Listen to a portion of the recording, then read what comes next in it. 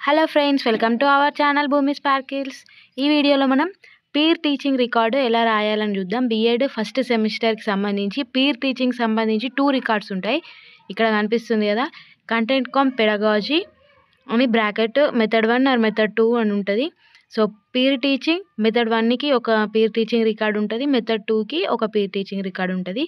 So మీకు 2 methods ఉంటాయి కదా, సో ఈచ్ వన్ రికార్డు ఉంటుంది. ఫస్ట్ పీర్ టీచింగ్ అంటే ఏంటి చూద్దాం. పీర్ టీచింగ్ అంటే మీకు అబ్జర్వేషన్ స్కూల్స్లలో ఉంటుంది కదా, ఆ అబ్జర్వేషన్ అయిపోయిన తర్వాత మన కాలేజెస్లో మన ఫ్రెండ్స్ ముంగటనే ట్రైన్స్ అంటే మన ఫ్రెండ్స్ ఉంటారు కదా, వాళ్ళ ముందరనే మనము టీచ్ చేయాల్సి ఉంటుంది. సో మన ఫ్రెండ్స్నే యాజ్ ఏ స్టూడెంట్స్గా ట్రీట్ చేసి వాళ్ళకి ఏదైనా లెసన్ సంబంధించి ఇట్లా చెప్పాల్సి ఉంటుంది. టాపిక్స్ ఇస్తారు కాలేజ్ వాళ్ళు. సో వాళ్ళకి మనం ఆ టాపిక్ ప్రిపేర్ అయ్యి ఎలా చెప్పాలి అని టీఎల్ఎమ్స్ అంటే టాపిక్కి సంబంధించి మోడల్స్ కానీ చార్ట్స్ కానీ ఇలా రెడీ చేసి తీసుకెళ్ళి మన ఫ్రెండ్స్ని స్టూడెంట్స్గా ట్రీట్ చేసి అక్కడ మనమే టీచ్ చేయాలి. మనం టీచర్ లాగా వాళ్ళ స్టూడెంట్స్ లాగా టీచ్ చేయాలి. సో దాన్నే పీర్ టీచింగ్ అంటారు. ప్రజెంట్ వచ్చేసి పీర్ టీచింగ్ రికార్డు ఎలా రాయాలని చూద్దాం. సో పీర్ టీచింగ్ రికార్డులో 2 ప్లాన్స్ రాయాలి. 2 పీరియడ్ ప్లాన్స్, లెసన్ ప్లాన్స్ 2 రాయాలి.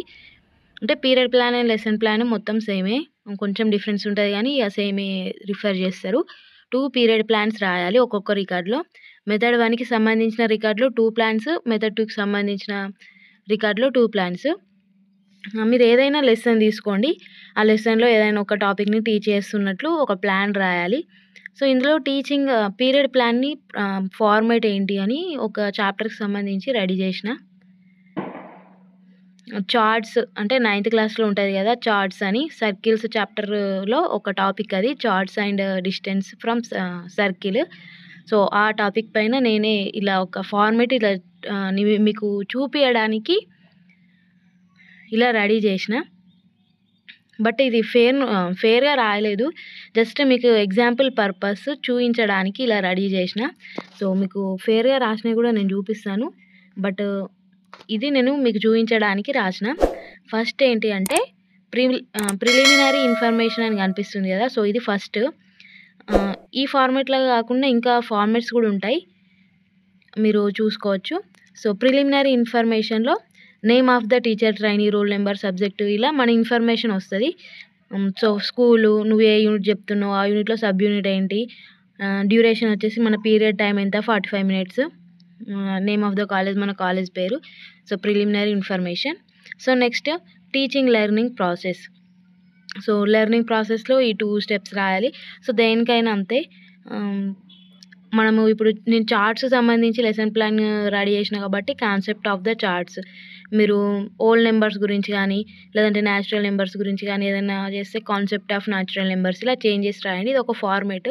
సో అన్ని లెసన్స్కి నేనే రెడీ చేసి చూపించాలంటే కాదు కదా, సో అందుకని ఇలా ఒక ఫార్మేట్ మీరు చూడండి. అండ్ నేను ఈ లెసన్కి వేస్తున్నా కాబట్టి మీరు కావాల్సిన లెసన్ గురించి మీరు దాన్ని కన్వర్ట్ చేసుకోండి. నెక్స్ట్ థర్డ్ ఏంటి అంటే required previous knowledge. So previous నాలెడ్జ్లో ఏం తెలిసి ఉండాలి అంటే చార్ట్స్, ఆర్క్, డయామీటర్. సో మనం ముందర చెప్తాం కదా స్టూడెంట్స్కి ఫస్ట్ పీరియడ్లో. సో ప్రీవియస్ నాలెడ్జ్లో చార్ట్స్ అవి డెఫినేషన్స్ కొంచెం గుర్తు చేస్తాం ముందున్న క్లాస్లో, అలా ప్రీవియస్ నాలెడ్జ్ అని. నెక్స్ట్ ఫోర్త్ది టీఎల్ఎం. సో టీఎల్ఎం అంటే చార్ట్స్ కానీ, సో మనం చెప్తున్నటువంటి దానికి మోడల్స్ కానీ ఇలా ఉంటాయి కదా. ఇప్పుడు క్యూబాయిడ్ అయితే సో ఇలా వీడియోలో చూపిస్తున్న విధంగా మోడల్స్ అట్లా రెడీ చేయొచ్చు, అలాంటి చార్ట్స్ మోడల్స్ రెడీ చేయాలి. నెక్స్ట్ టెక్నిక్స్ అంటే ఏం టెక్నిక్స్ ఫాలో అయ్యావని. Whole class activity, individual activity ఇలా ఏదో 2-3 రాస్తే అయిపోతుంది. నెక్స్ట్ రిఫరెన్స్ బుక్స్ అంటే నువ్వు ఏ బుక్స్ యూజ్ చేసినావు అని అంటే పెడగాగి ఆఫ్ మ్యాథమెటిక్స్ అంటే మన సెమ్ బుక్, బీఎడ్ బుక్, ఇంకా text book 9th class text book ఏదో రాసేయండి. నెక్స్ట్ మెథడ్స్ అంటే మనం మ్యాథమెటిక్స్లో మనం ఇప్పుడు రాస్తుంది మ్యాథమెటిక్స్కి ఇండక్టివ్, డిడక్టివ్ మెథడ్ అని ఉంటుంది. సో ఇండక్టివ్ అంటే ఫార్ములా చెప్పి తర్వాత ప్రాబ్లం చెప్పడం, డిడక్టివ్ అంటే ప్రాబ్లం చెప్పిన తర్వాత ప్రాబ్లమ్ని యూజ్ చేసి ఫార్ములా డెఫినేషన్ చెప్పడం. సో మ్యాథ్స్ ఇండక్టివ్, డిడక్టివ్ ఈ 2 మెథడ్సే ఉంటాయి. సో మీకు వైవాలో కూడా అడుగుతారు, సెకండ్ సెమ్లో అలా ఉంటాయి కదా ప్రాక్టికల్స్. నెక్స్ట్ ఇక్కడ కనిపిస్తుంది కదా academic standards. So academic standards మ్యాథమెటిక్స్లో 5 ఉంటాయి. సో ఎక్కువ ఉంటాయి, మీరు ఏ సబ్జెక్ట్లో చూసినా కూడా 5 ఉంటాయి. ఇక్కడ 5 కనిపిస్తున్నాయి కదా! ప్రాబ్లమ్ సాల్వింగ్ ఇక్కడ టెక్స్ట్ బుక్‌లో చూపిస్తున్నా కదా! ఆహ్, ఏ టెక్స్ట్ బుక్ అయినా స్కూల్ టెక్స్ట్ బుక్స్‌లో వెనక వైపు ఉంటాయి బ్యాక్ సైడ్. సో, 5 ఉంటాయి. ఆ 5లో ఏ పాయింట్స్ రాయాలి అని కూడా టెక్స్ట్ బుక్‌లో ఉంటాయి. సో, ఆ పాయింట్స్‌ని యూజ్ చేసి మనం ఈ రికార్డ్‌లో ఈ పాయింట్స్ రాస్తాం.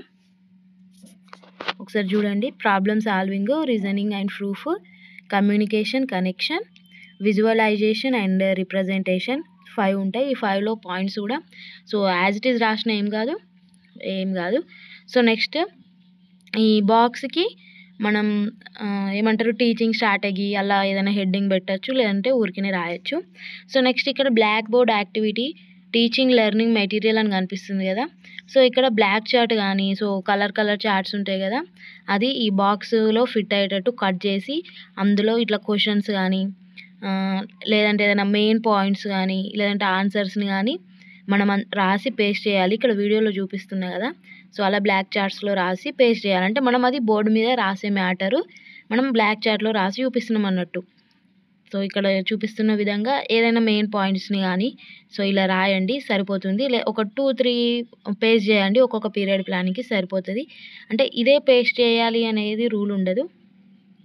సో, నెక్స్ట్ ఫస్ట్ ఈ బాక్స్‌లో వచ్చేసి స్టెప్స్ అంటే ఏమేమి స్టెప్స్ ఉంటాయి. So, next teaching learning process. ఇక్కడ టీచర్స్ యాక్టివిటీ అంటే టీచర్స్ మనం మాట్లాడేది క్లాస్‌లో. స్టూడెంట్ యాక్టివిటీ అంటే స్టూడెంట్స్ మాట్లాడేది. ఇక్కడ ఎందుకు ఇట్లా స్టూడెంట్స్ యాక్టివిటీ బ్లాంక్‌గా ఉంది అని కూడా కొందరు అంటారు. సో, స్టూడెంట్స్ ఆన్సర్ చేస్తున్నారని మనం అనుకుంటే సో, ఏదైనా చిన్న ఆన్సర్స్ రాయొచ్చు.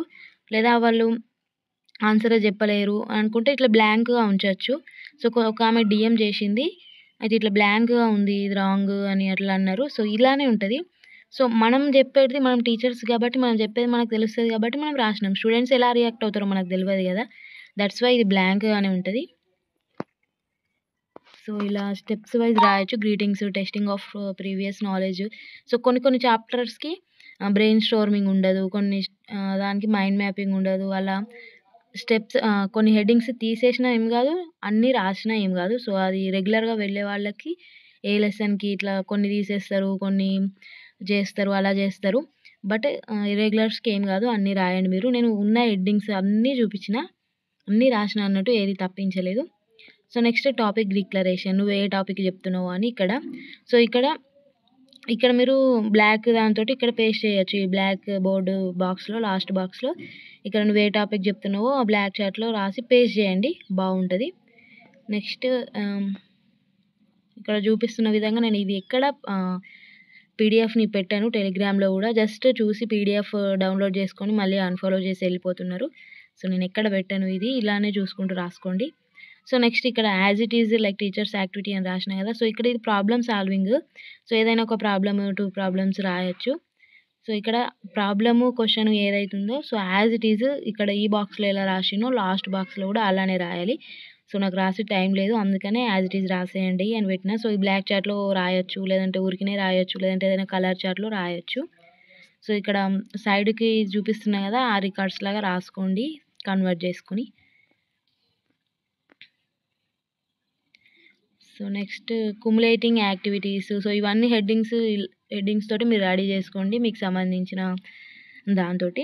మీకిచ్చిన చాప్టర్స్‌తోని ఏదైనా 2 చాప్టర్స్‌కి 2 పీరియడ్ ప్లాన్స్ రాయాలి ఒక రికార్డ్‌లో. సో, నెక్స్ట్ టీచర్స్ రిఫ్లెక్షన్స్ అంటే సో, మీకేమనిపించింది? స్టూడెంట్స్ మంచిగా విన్నారా? అల్లరి చేసిర్రా? ఎలా రియాక్ట్ అయ్యారు అని. సో, ఇది వచ్చేసి ఒక పీరియడ్ ప్లాన్ ఎలా రాయాలి అని.